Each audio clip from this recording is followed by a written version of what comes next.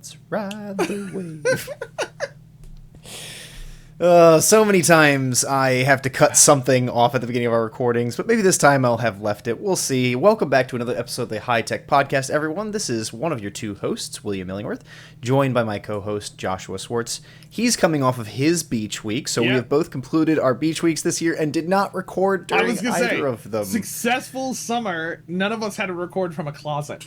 What a gift. I mean? What a gift to us. Like we actually did it this time. In the how many years we've been doing this podcast, that's never happened during one summer. We have always had to end up having somebody record from a closet or a bunk room. With the camera going up somebody's nose kind of thing, whatever it is. Yeah. We successfully pulled that off this summer, Well done. Look at us. Did you have a good break? Was it a good vacation? Yeah, it was nice. It was chill. Got some reading done on another Sanderson. Yep, another Sanderson. The final book in the Stormlight Archive. Yeah. I am not as far as I need to be to finish it.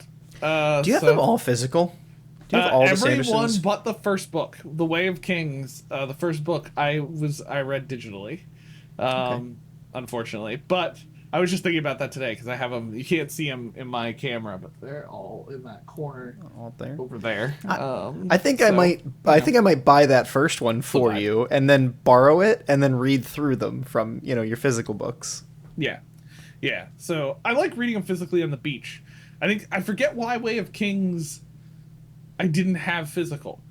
I think maybe I started it some weird way, and then because that was the first one. Yep. I might have a thought or two on that, but maybe we should talk about that in a different time. Okay. Anyway. Back in those days, who knows? So, episode 209, we're here to document the world. We're going to get into a little bit of what's going on with this episode and all that in a little bit, but let's get the easy stuff out of the way. As always, folks, you can find us on all the socials at High Tech Podcast or at High Tech Pod. That's Twitter, Threads, Instagram, X. TikTok. Just Twitter. X, because I always say Twitter. I've switched now to the space where it's been X long enough that I feel like I have to call it X, which is annoying. But it still says X, formerly Twitter. I know. I guess it's true, but. And we all tweet. We don't X things. I just. True. Anyways, yeah. that's still its own thing, right? Thing, yeah.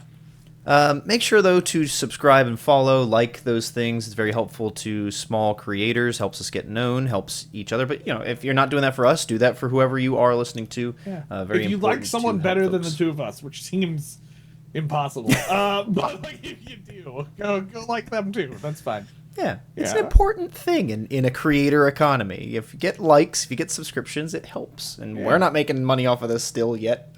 Sponsor us, please. But, it's good to do those things for others. And then, as always, if you want to be on the podcast, you want to talk to us, you want to reach out, you want to question something we've said, take us to task, you can email us, inbox@hightechpod.us. And or head over to our website at any time in hightechpod.us to find all of our episode pages, all of these socials, all of our things. So that happened for the first time so far, where we had somebody actually not take us to task, but somebody comment on a video on a short, a real person, not a robot, who disagreed with our premise. I forget what it was. It was basically they call it generate for a reason when we were talking about whether or not AI is generation or creation. I will note, person, go listen to the full episode. You'll hear our full explanation. I guess you only watch the clip, so go do that. Sorry, you gotta dig deeper. Username. Yeah, dig deeper. Oh yeah, he or she is clearly a listener now. That's hopefully, maybe, I don't know. If you're listening, reach out to us, inbox@hightechpod.us, and we will talk about this in further detail. We'll let you know. Anyway, So, with all that good stuff behind us, one of the things that Josh and I regularly have struggled with in our careers and or have been responsible for and or have been subject to is documentation. Subject to. Sorry. You know how the NSA waterboards. I don't know if they do. I feel like they probably do. This immediately in my head. I just went to being stuck in a dark interrogation basement, and somebody's holding a computer in front of us, going document. You know what I mean? That's. There have been times where it felt like that. Not gonna lie. But no, if Josh and I have always practically, owned something like a learning management system or the tools. So at the very least with that, you have to document, how to use it, guides, how to teach people to use it, whatever. But besides that, right, like standard operating procedures, basic thing, how to create a course, right? I've always had a PDF or some sort of document that's like, hey, here's how you create a course. So if somebody asks me, how do I create a course? I send them that little PDF. And whether or not it's a technical system or workflows, work policies, right? I think we all can recognize that it's useful when you have some documentation on how to do your job, right? If I go out for a week of vacation, I leave behind some, hey, here's the top things you need to do. If you get these tickets, respond this way. These tickets, respond that way. This isn't old hat. It's pretty consistent. But Josh and I have always been a part of doing this kind of work. And one of the things I've been experiencing recently is that my new position, I didn't change companies, but I changed teams. I was like, my new position. How do you get a new position without changing jobs? Sorry. That's a promotion? But like that would still be changing a job, you wouldn't be doing the same job. Would you? That's what you think. Well, I mean, yes. But I wish it worked like that. That'd be great. But in my new position, nothing's documented. Like it's and part of some of the asks of me have been like, hey, document this, or there's been a lot of reason for me in my new position to create processes, and so as I'm creating processes, documenting them so that we can share those with other people. What's that been like for you? Has everything been documented? Have you just lived in an oasis of information? When I started on the team that I was on, whoever was before me just was a master documenter. That's the me. And no, Will was in there. If you follow the podcast for a while, the way I started in learning and development and in the field that I'm in now is I actually took Will's old job on the team I was in. And to Will's credit, Will did document stuff. We always joke about this. You had like a Word document of some sort. It's like 20 pages long or something. Yeah, there was I won't say what it was, but there was something on the document that said "Don't tell IT" about it. It wasn't just like a document. It was like I felt like I was opening a stealth report on things. There was things like "Don't tell IT about this thing. We've got to keep it covert." But also like, here's how to get into this system. But and this system. And that here's system. The thing: Will created this in leaving, right? And so Will's job wasn't necessarily documented systematically on the team. It was kind of like you were in your own little world in camp, and so you didn't need to document stuff. And so that document quickly became obsolete as I started making systems and building procedures. But I also wasn't documenting it at the time. I think here's my experience, and I think this is probably the same for a lot of people, is documentation doesn't become a concern until it becomes a problem. And there's ways around that, right? There's ways for that to not happen. And so for us, when it became a problem is when I started bringing a couple of years ago, we were joking, as I was doing my old job, bringing somebody on to kind of start assisting in that job. And then I was also stealth doing a new job that didn't exist yet because we were trying to prove that it needed to exist, which is the position I'm in right now. So actually not even the position I'm in right now because my position's evolving. But the position that I'm in. When we were doing that, we're realizing, we have nothing documented. I have none of my procedures documented anywhere because I'm the sole person dealing with all of this. And so it's all in my head, right? And so how do we document? And then this continued to be a problem for our team even past this, because we very quickly had to, as I've talked about on this program before, we had to ramp up our course production to 200% times what we were supposed to be doing. So we hired a lot of people. My team expanded from 2 people to almost 5 in a month, and realized we really didn't have anything documented between the 2 of us that were doing the job, because 2 of us just knew how to do the job. We built the job. Right. And so we had to start documenting. And then that grew and became a bigger problem because now our team was producing 50 courses at a time, and there were a lot of procedures to do in that space, and realized as we were changing things, we didn't really have a system for communicating that clearly to people and documenting. And so we kind of adopted this philosophy for documenting that I call our new world, the knowledge base, as we call it. I wanted to call it our second brain, but I was told by coworkers that was too squishy of a name. So whatever. Is it called New World though? It's not called New World. I just gotta call that. That's like we have defining moments in our office that have like changed things in the office. Yeah. One of them is like me and Eric, our boss, being there, and then there's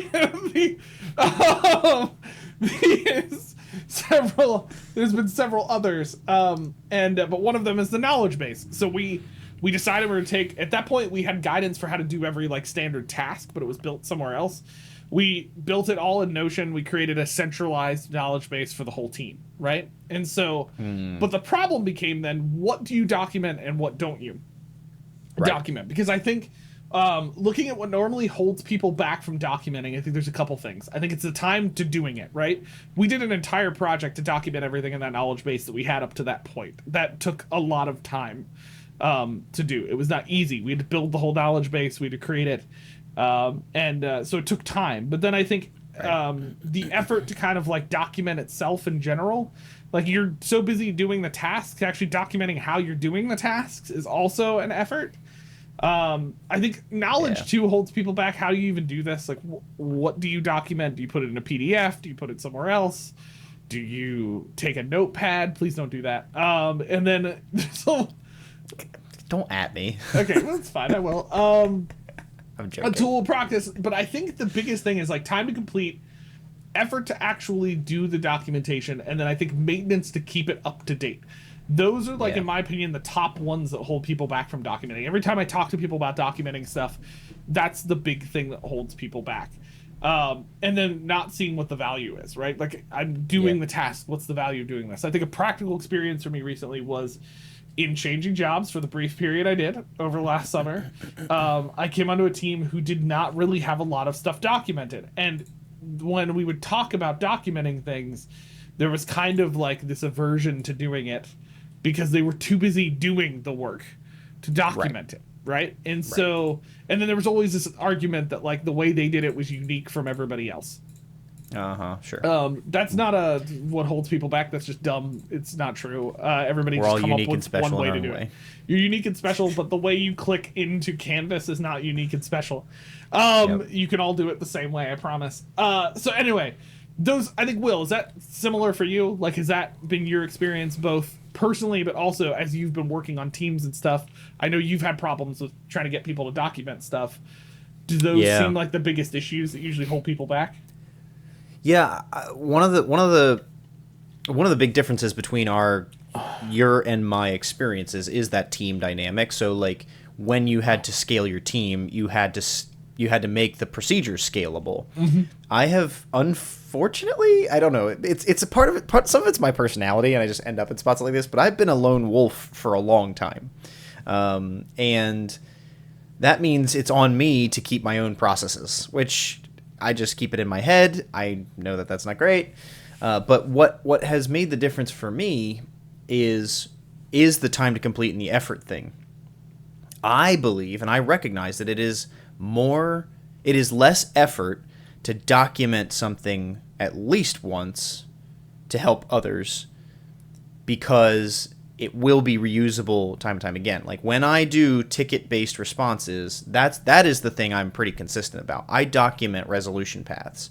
I don't want to answer a ticket, the same ticket or a similar ticket with unique text every time. I have probably a few dozen examples of work in my day job where it's like I've answered that before. Here's the IORAD, or here's the quick response, or here's something that I've copy and pasted into like a Word doc because it's just like 2 sentences or something like that.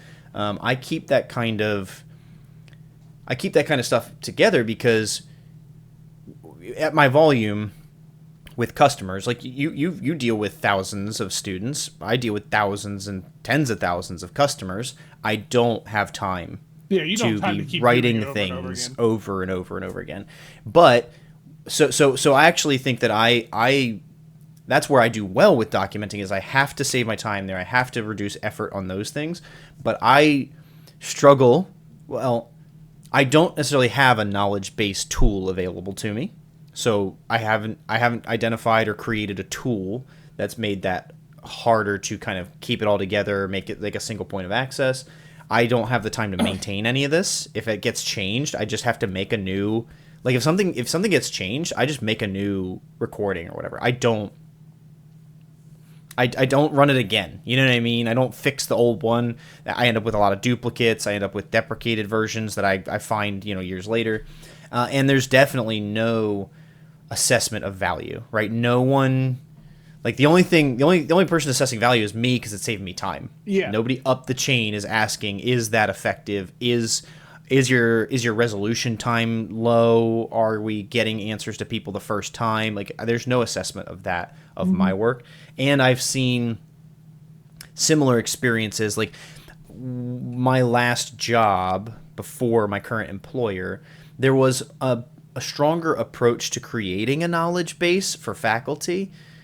I think we used OneNote, frankly, which was a weird tool to create a knowledge base in. Especially in the Microsoft vein, there's so many other things you could use to. As much as I hate SharePoint, it is better. Honestly, I will say this: SharePoint has come leagues farther now. Their SharePoint site stuff, I was just using it for something else, has become much better. Total side note, but anyway. But I just like, even in that context, that was the last time I was on a team, and I think 3 or 4 of us out of, let's say, 7 used it and were consistent with it. And so it's one of those things, you just, even when you have the tool, even if you have the team, one of my big things, I'll add it to the list here, is I think like an owner. One of those things we kind of miss with these things is there's got to be someone who drives this. Mm-hmm. And if anybody has picked up on Josh and Josh's personality through the scope of the podcast, he is a really good driver at things like this. What? I don't get that in my scores at all. You're a good owner of these kinds of things, and I think it takes that. Like, even like, I'm able to document for certain purposes, but I don't end up creating a good system for documentation because I don't have that. I don't have time. I don't have people, et cetera, et cetera. Well, here's my solution then.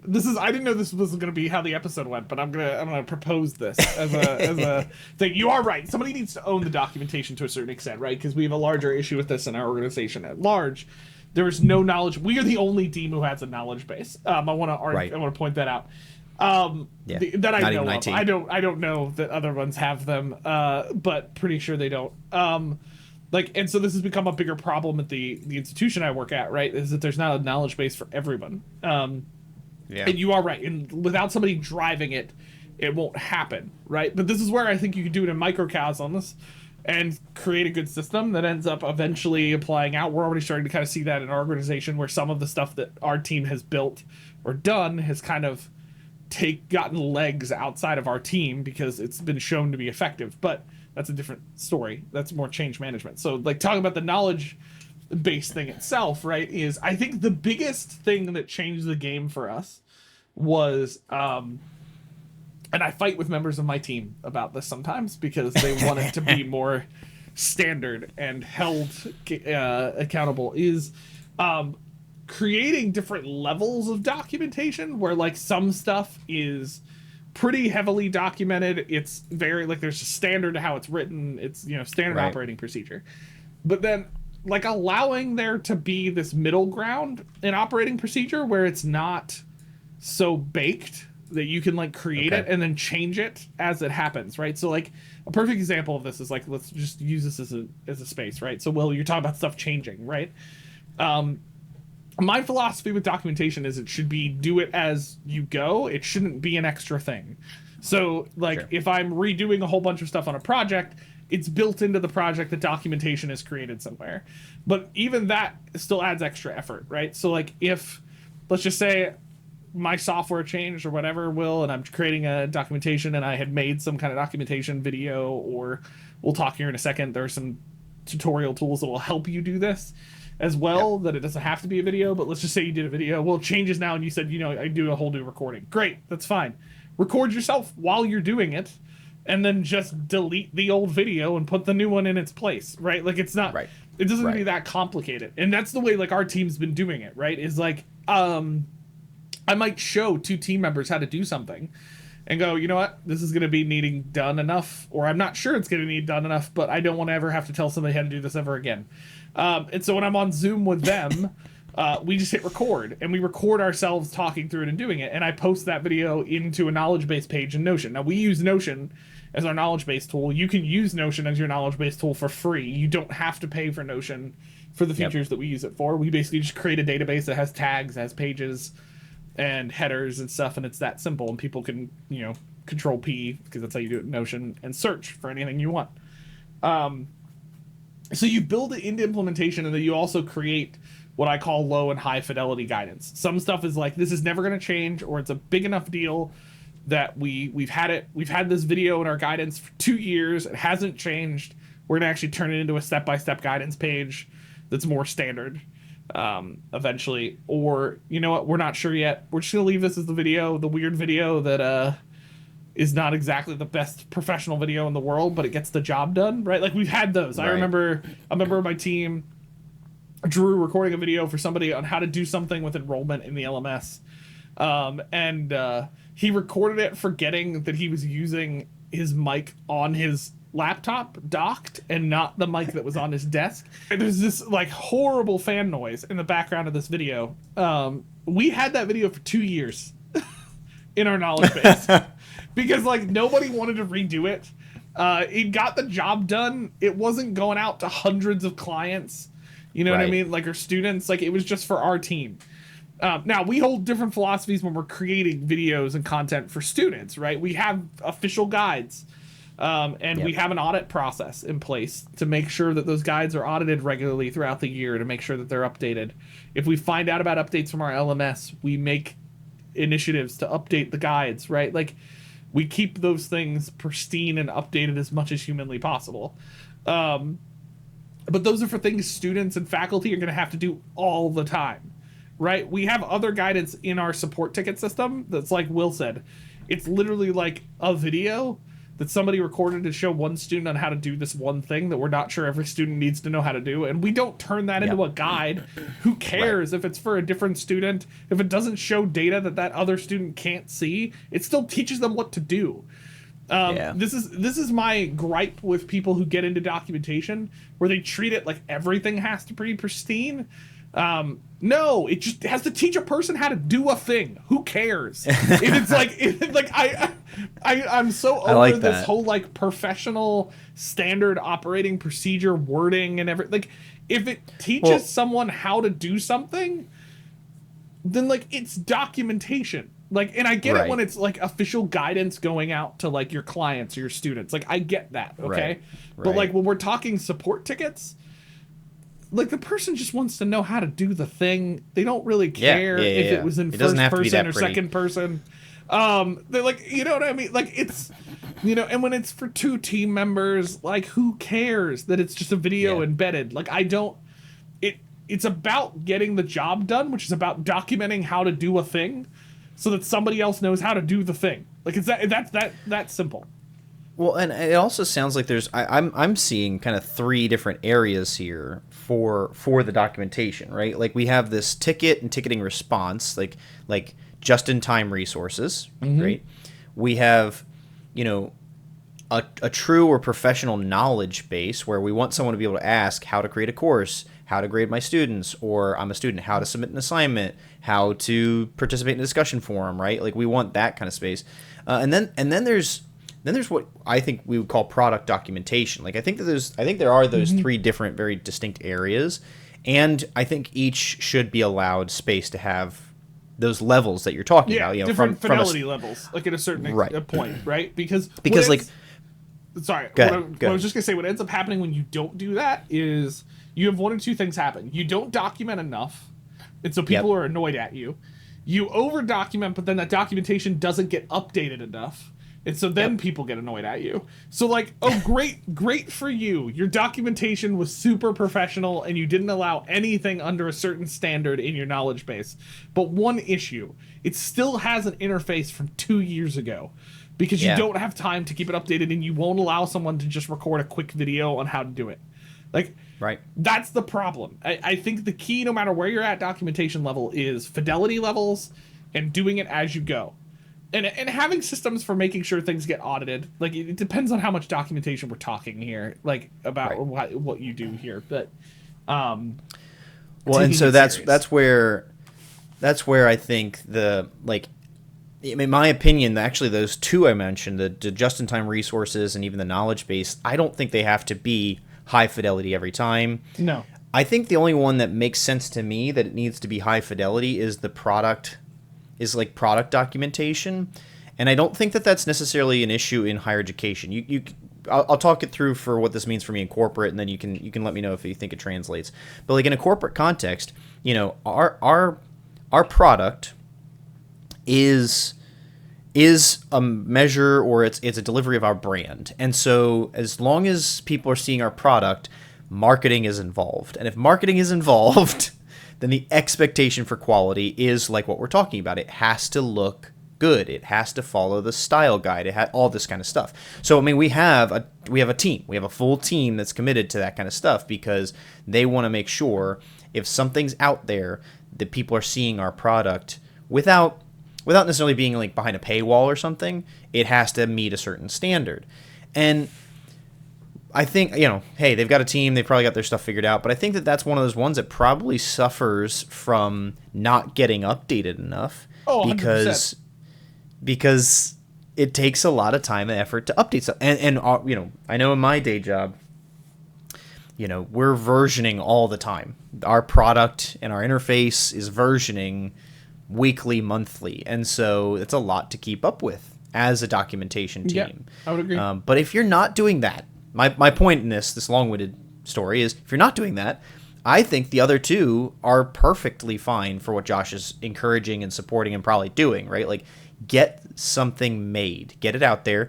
And I would say the biggest opportunity there is just always have like a link or something for the end user. Like, do you see a problem with this, or has something changed? Click here to let us know. Like, there's nothing wrong with that because it's true. Like, y'all run audits. That's how you stay on top of it. Yeah, but hey, if a user gets in there, and finds something's not quite like what they're expecting, or it doesn't match the interface anymore, just click that and let us know. Yeah, have a system for your fixing team that. is ready to fix it. So yeah, well, and here would be one push I would say, because here's my hot take. The space with the marketing being involved in the guidance, because this is where I butt heads sometimes with members of my team about even our own internal guidance for our team. Is we have a style guide and we want to follow that generally in the guidance. And the compromise we had, because originally the thing was, well, no guidance releases without somebody looking at it to make sure it fits our style guide. And my pushback was, no, I'm not going to be doing that. I'm sorry. Like, sometimes I have to create guidance for somebody and it just needs to be there. I need them to be able to access it, and I don't need 2 weeks for somebody to give it a style guide look at. Right. Like, it's so the compromise that we found was like, okay, guidance releases and it goes into a backlog for the people who deal with style guide stuff, and as they're able to tweak the thing to make it look like and fit, because a lot of times that stuff is about like what logo is there and the size and shape wording of it, choices and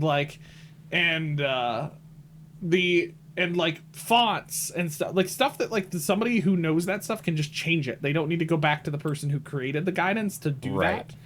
And so like we created like that backlog thing, because the argument often will be made on the other side is it's like, well, it needs to be consistent for people to be able to understand it. And my argument is always, well, you know what people can't understand? Something that isn't there. That's where, like, I think it's partially my love for agile stuff, which is where it's like, it's okay to release something that's not fully baked, because especially in a scenario where it's better to just have something as opposed to a crap bag of nothing. And And so, like, that would be my argument in those spaces, right? But I think the biggest thing for me for time and effort is doing it as you go, having those fidelity levels, and then having something you can kind of put it in that's organized. And at the end of the day, there's a lot of solutions. Will, does your organization use Microsoft? Like, are you a Microsoft organization? It's not our primary. We're a Google org. Okay. We do have licenses, but it's not. So, the like, primary. if you're a Google org, like, this is to me like Google Drive. Like, it's not my first choice, but like, sure, you could use Google Drive to document stuff. You know, organize. And that's actually when I had the conversation, because this is a task of mine, is to create a knowledge base of all of our procedures. I love that. It's my favorite. It's not my favorite. Oh, see, that psychs me up. I'm ready to create some knowledge bases. You know what right. I mean? I was like, well, we've got Asana, we've got Jira, we've got Google, we've got all these. I see what we've got all these Jira. things. Don't do it. Well, it would be. Hey, savage. That was a long time ago. We've got Confluence, which is actually like it's one of the Atlassian products, but Confluence is actually a knowledge-based tool. Yeah. If you have an actual knowledge-based tool, use that. I mean, anybody recommend. But I don't have keys to the knowledge-based tool, right? I don't have access to Confluence. I don't know, and I don't know what it would take to get that, frankly. Yeah. But all that aside, like as I was talking it through with my managers, I was like, hey, the affordances, limitations. This one's this, but I don't have access to that. This one be like, square peg, round hole, all this kind of stuff. And they're just like, I mean, if you can just get it in Google Drive, that's fine. I was like, all right. Like if you don't want an actual knowledge base system, then you're right. Like it just needs to be an organized system based on some kind of taxonomy. Like we need to know where everything is, and it needs to be searchable. Yeah, Boom. you have to figure out what your major. Like when we did it, we used Notion, so we created a database, and we basically the big decisions we had to make were what tags did we put on this stuff to like create tags for it. And how do we title things? Like that was kind of like the general like standards that we had to come up with. There were some organization standards about how we used headings and stuff because Notion has like an outline model, which you'd come across in Google too if you're using Google Docs and stuff, right? But that was the main stuff. And we landed on, in our scenario, what worked the best was 2 tag columns, which was general tag column that kind of used some tagging, like general tags that we had created, which was like office procedures or related to course development or course improvement, right? And then we had a tag for tools. If any of your documentation is related to any kind of technical tools, like I highly recommend using those tags at some point, because we use that all the time to be like, oh, everything changed in Canvas. Filter to every knowledge base article that has the tag Canvas, right? And see what actually is impacted. I will say, if you're looking for a tool and you don't have one, and I know I'm obsessed with Notion, but one of the things I do really love about Notion is that they have a cross-reference feature where Will has seen this, right? Where like if I mention another page somewhere else, if I go to that page, it'll tell me everywhere it's mentioned. That has been clutch when it has come to updating knowledge base guidance, because if I go to that page, I can find everywhere else that's mentioned, and then I can see, is any of that other stuff impacted by it. And so like that has been a huge time saver for us in Notion, is being able to use that feature to kind of cross track tasks and pages and stuff. So anyway, I would highly recommend documenting. I think that's my biggest recommendation out of all like this. Specifically, quote unquote, write it down, right? Yeah, and you know who writes things down, or Josh? Record it, but yes. Oh, sorry, you're making a transition. Record or it's been a while. Record or write it down, because sometimes scribes write it down, right? Well, he got it. Yeah, he figured it out. Yeah, exactly. Sometimes you need to scribe something, right? Yeah, so sometimes you need a scribe to give it down. And now we've made it describe. So, one of the things, person I said I never would be, which is to say something to advertise something on the podcast that I've been over advertised on YouTube. I just like to point that out. So Scribe reached out to us, and they had some information about the product, and they tried to connect with them, be an affiliate. Cool. We're testing the waters. Want to learn more, because we had not used it. Like Josh is saying, It has ended up in my Instagram ads and my feeds. I listen, YouTube. Scribe, I know you're gonna end up listening to this episode because we'll tell you that we sent it and Matt mentioned, and your tool is fantastic, which is why we're talking about it on here. But you and Monday.com need to cut it down, man. Like I swear, every the YouTube video, dollars, it's like man. Scribe and Monday.com. It's like that's what I'm being hit with. Yep. Your marketing, you're on top of it. It's great. So good for you. But if you could maybe reduce the number a little bit, that would be fantastic. Anyway. Yes, this tool, Scribe, is one of those platforms that's built to be like a tutorial builder, a standard operating procedure builder, right? Like, so if you're thinking about what it takes to document a workflow, most cases, as Josh and I have done a number of times, you're doing long screen recordings, you're doing long typed up documents, you're doing just Word docs or PDFs. That's part of the effort thing, right? Like if you're not doing a video, you're creating a guide, which long term is a little bit more sustainable because a video is harder to like edit. You end up having to re-record the whole thing. So if you create a guide, but the problem with creating a guide is, like, if you're like Will and I, you're like writing step by step and then you're screenshotting the entire thing. And while that sounds like it doesn't take that much time, that is annoyingly time consuming, especially when you've got things that are like multi-step processes. And we know they're not always the most effective for communicating that information anyway. Yeah, like that's... Do you remember the eCampus guides? Do you remember the whole, all those, like all the red and stuff? Like, so gross. Like, so those... Those were a work of heart of mine. Yeah, not art. A work of heart of mine. Will put in a lot of effort to documenting things in PDFs. That was one of the first things we got rid of. But the to your defense, you didn't have any other tools at the time. Correct. Like you it spent took a lot time. To make them, and I did too. Like before I was in the position I was in now, or even my position had evolved, a lot of my job in the first year or two was documenting things. I didn't bring this up in the conversation, but before, when I had come in, Will, you had PDFs and stuff, which was great, but we had no like resource center for faculty and students. No. That was one of our first tasks. We created that in Notion, and I spent so much time recording videos and making guides, and those do take time to update. I'm not pretending that they don't. Right. And so when Scribe reached out to us, I've seen Scribe a lot. I've seen it advertised a lot. Will and I have used other tools that are similar to Scribe. Both, I will say this, as we're advertising it on the video right now, both Will and I were skeptical to start because we were like, I see Scribe everywhere. So we were like, I don't know how good it actually is. So when Scribe reached out to us about this possibility, the one thing Will and I were adamant about is we have to try it before we talk about it on the podcast. And so we did. Yeah. Will and I both tried it. I will say this. I was skeptical, so I wasn't coming in expecting it to be great. 5 seconds using it, I told Will it solved 4 other problems we had found in 2 other softwares. And also I made a task to talk to my director about purchasing the tool. Because he hesitated not. I did not hesitate at all. And I told Eric about what I saw in doing it, and he is also very eager to look at it because their pricing is not actually that bad. So what makes Scribe so cool?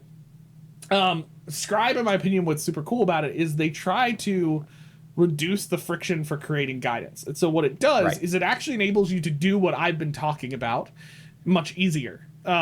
Which is that if you're going to show somebody how to do something or walk through something or even do something yourself in a click path, you can turn Scribe on and it will record you doing it. And then live, actually, you'll see it on the side. Live create a guide while you're doing it, right? And so what's super cool then is it creates a very professional looking guide in a matter of minutes while you're doing the task. And so it's not a lot of extra work to do it. And actually, even the marketing stuff, if you would get Scribe with an actual paid software, because they have a free plan, if you buy it with the paid, you can put in your own logo and set all that marketing stuff ahead of time, so you don't even need to worry about whether or not it's marketed or not. It's literally just doing it while you're creating it. So let's go ahead and share my screen here and walk through some ways I think Scribe can be helpful. While he's getting that on screen, I'll just say that what we were pointing out as we started this episode of the different things that come to make documenting difficult, right? Time to complete, effort, how do I even do this, the tool or the process, like all that stuff.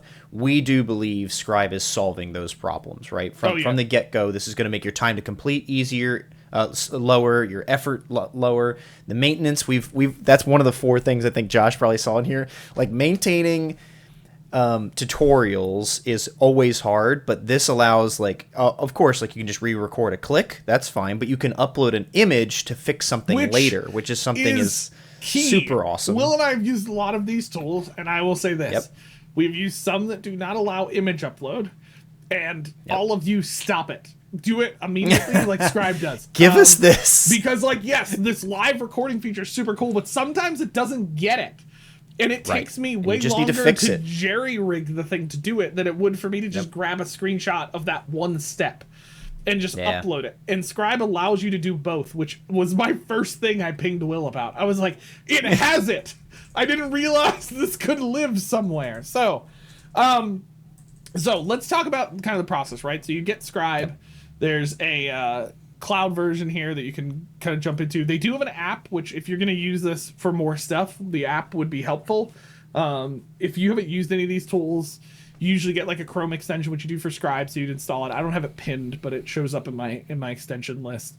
It uses that extension to record off of your browser, but you also can download the app to record stuff like actual programs on your computer or like your file explorer, like stuff like that you would need, right? So, and then basically you can kind of just come in here and click new to create a new Scribe. Now they have a whole organization system that Will and I briefly looked at, but it's pretty self-explanatory, folders and things like that. So that's how you create your knowledge base. They allow you to create like a web page. So Scribe can literally be your knowledge base as well. It's not just creating articles. It's actually a whole management system for doing this. But to actually create something, I just hit, new. I'm going to do capture Scribe. And it gives me a couple different options. It tells me the different tabs I've opened. I'm going to use Claude here. Side note, I'm not going to use this here, but they have this voice transcription thing that I have not seen in other ones, which is pretty sick, which is basically like Scribe kind of reads what you're doing on the website. And if the website's metadata is good, it will get a lot of stuff for you. Right. Like what the names of buttons are. If the metadata, the way the website is built, is not good, which definitely happens, which happened to Will and I for basically an entire year of creating tutorials. It won't get it, and it'll be like, click on button. Like it won't give you the name of things, or it will just like totally goof and just be like, click, and nothing happens, right? So voice transcription is really cool because it allows you to kind of describe what you're doing while you're doing it. And I'm also realizing as I'm sharing that this is not showing up on the window, the little pop-out. You don't see my little white pop-out, do you? On the That's correct. Oh, well, that's fun. I do see Scribe, but I don't see that. That's weird. I shared the whole window and that's not showing up. Okay, whatever. That's fine. Okay, so I'm going to click Claude. Just trust me, there's a little white box. It tells you all the recording box. So I chose to do how we do our video descriptions for a tutorial. So all I did is, I can come in here, I can click. You can see it starts recording, so it says navigate to Claude.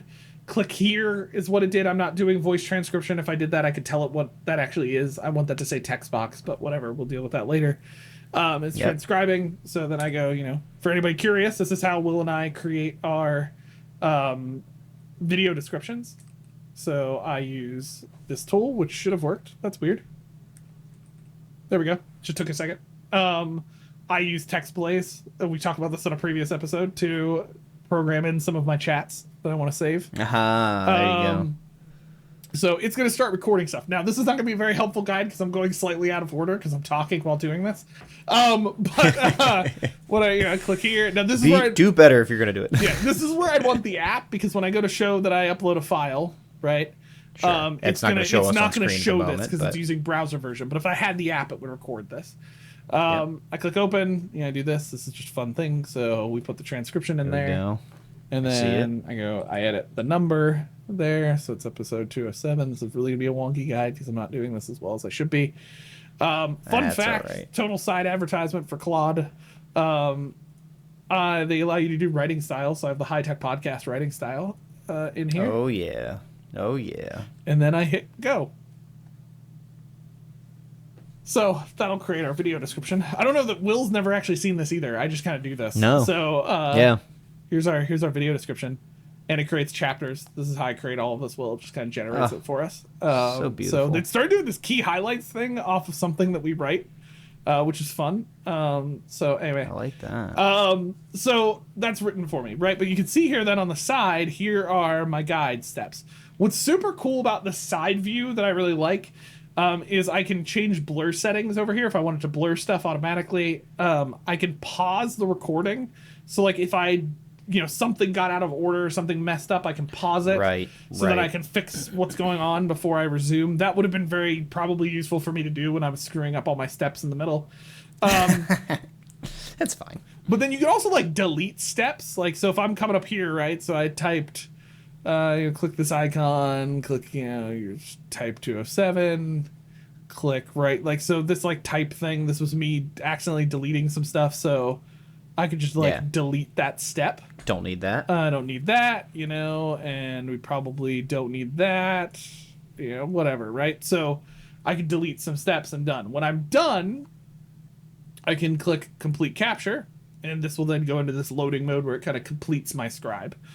And then it creates my guide. Now, this is what I really like about Scribe, that it creates this very interactive kind of tutorial where now I can also come in here and edit text, right? So it's a click here. What is here? Well, it's the text box. So I might want to change that to click into text box, or, however I decide that I want to write that. Right, so I can go in and edit those steps as well, and even edit the screenshots. Like I can click edit the image, and it will bring up an editor. Will, when we were first looking at this was the thing that you got most excited about, because you could like go in and we've used other tools and they don't allow us to do some of these things, and it got very frustrating. So like we could go in and add other annotations, arrows, crop the image, like do some stuff. Wow. So like if you find you didn't want that, you can do that, and then it will change that image, right? So this is super cool. You can create all of this here. And then when you're done editing, you just click done editing, I think, and that will finish it. And I believe that actually publishes. No, I have to share it to actually share it. We don't have a knowledge base set up, so if we did, this would just auto publish over to the knowledge base. Right. And they do have export options. Like you can pull anything you create out as Markdown, Word, PDF, Confluence. Side note. Wow. If you would like. Wow. So. They have some other options. The other thing I really like about this is you can comment directly on it. So if you're collaborating with other people, they can comment directly on the step. And then the thing that took me, I didn't know it existed. The thing that Will and I, when I first looked at this, I was kind of sad. I was like, oh, it doesn't have like a live version of going through this, like some other tools. And then I'm talking to Will like 2 days later, and you're like, no, it totally. Hey, dude, have you seen the live version? I was like, what do you mean the live version? So they have this new guide me feature that if I click on it, it actually takes me right to the website, and I can actually go in and follow the steps, right? And so like this is anybody can do this. This is also the thing I'm really happy to see, because Will and I know that step-by-step guides aren't always super helpful, especially for tech challenge people.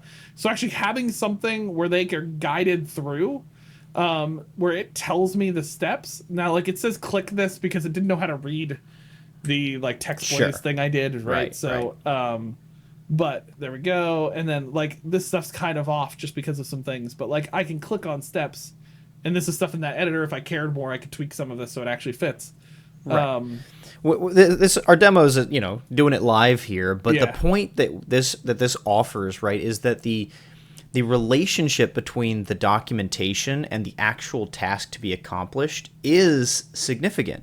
Like putting, there's some folks would be like, my PDFs back in the day, oh, just put your PDF on one screen while you're doing it on the other screen. Then the person replied to me, like, I only have one screen. How do I do that? I'm like, okay, like put it in the background and switch your screens. Well, how do I switch screens? Like there are people with digital literacy who don't, use devices enough to know how to like multitask, quote unquote, on a website. So this puts the learner in the authentic experience with the commentary on the side. Like hello, yes, that is go-to peak, approach to not only creating great documentation, but delivering great documentation so the folks can actually complete the work that you're trying to help them complete. I love it. Yes, and it looks like you're doing some editing here. Yeah, so this is a guide I already created. Apparently I called it chat box in an earlier version. So this is an argument for versioning occasionally. I'm not going to actually give anything helpful, but let's say I go in and edit that and click done editing. It does show version history. So you can see different published version histories. Now, we don't have a version that, I guess it's longer as part of Enterprise, but they have version history. You can also see analytics to see what the completion rate was for people who actually live did it, and a few of those other things. So this is tracking teammates and guests as well. They do this system where, like, if you have teammates who have accounts, they actually can, like, you can see each other's work in here, and you can use this internally. So that's Scribe. I think it is super cool as a tool. Will and I have used a lot of these tools. We've used a lot of different versions of these tools, and so far Scribe is actually thorough. Scribe is the first one I've used that made me immediately say I need to get it. So like that communicates something about this. Their pricing is not bad. Encourage you. So we will have a link in our episode page and in our episode description. We do have a link, an affiliate link that, if I remember correctly, Will does give discount, right? Do you remember what that number discount is? We probably should look that up before we did this. Yep. Yes, we should have. I'll see if I can get it quick. So check out Scribe through our affiliate link. Will's going to look up the discount here in a second. But it will be on our episode page and our episode notes. And you can go check that out. They have a free account that you can test stuff out first if you want to try it. Then you can use our affiliate link to get one of their paid tier options. I do recommend one of the paid tier options. Like I'm not going to get this for my team on free. It doesn't give me what I need on free. And I'm not just saying that because we have an affiliate link. It's reality. You're not going to get everything you want if you're going to use this for a bigger team. In free versions. So, but their paid version is not bad. It was a pretty decent price. So you can go check that out. And then they do have enterprise options if you want to use this at an enterprise level for your entire institution or organization. To check that out. But again, you could go to our episode page at hightechpod.us.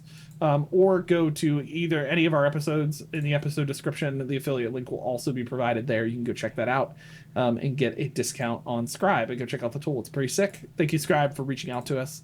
I feel a little less bad about how many times you advertised to us before this. So, they've got something that works. They've got something that's good. Tool. So they want I will it. say, out of all the ones I've used, this one has a lot of like my bucket list options for a tool like this, and this would help enable you to do the thing Will and I have been talking about. Document as you go is much easier with Scribe than it is with a video recording tool. Even stuff that I love, like Snagit and stuff like this, they're super great tools for certain things, but Scribe really meets this need. So anyway, Will, did you find what that discount is?